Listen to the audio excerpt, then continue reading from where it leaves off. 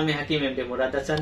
উচ্চ রক্তচাপ কিভাবে আপনি নিয়ন্ত্রণে রাখবেন সম্পূর্ণ ঘরোয়া উপায়, সম্পূর্ণ মেডিসিন ছাড়া আজকের ভিডিওর মাধ্যমে আপনাদের সাথে শেয়ার করব।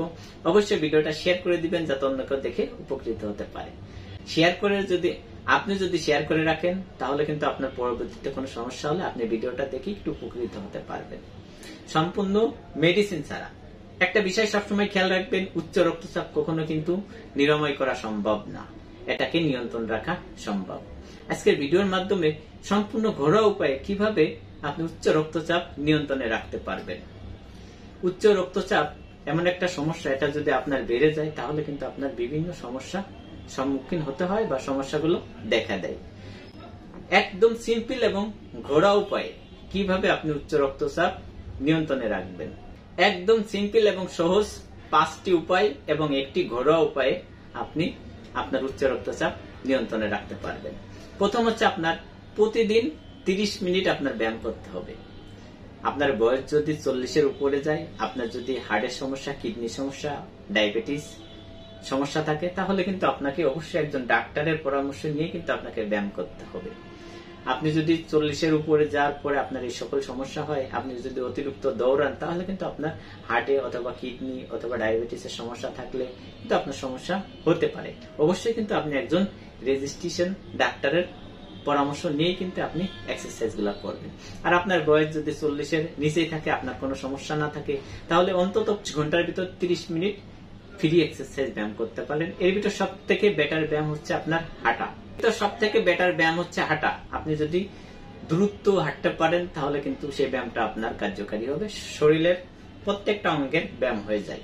তাছাড়া আপনি প্রতিদিন অন্তত যদি আপনি 7তলা 5তলায় থাকেন, প্রতিদিন 4 থেকে 5 বার যদি আপনি আপ ডাউন করেন তাহলে কিন্তু আপনার সমস্ত শরীরের ব্যায়াম হয়ে যাবে। দ্বিতীয় নম্বর হচ্ছে আপনার অতিরিক্ত লবণ পরিহার করা। খাবারে আমরা অনেক সময় দেখা যায় যে অতিরিক্ত লবণ খেয়ে ফেলি। এই অতিরিক্ত লবণ যদি আপনি সেবন করেন তাহলে কিন্তু আপনার উচ্চ রক্তচাপ কখনো আপনি নিয়ন্ত্রণ রাখতে পারবেন না।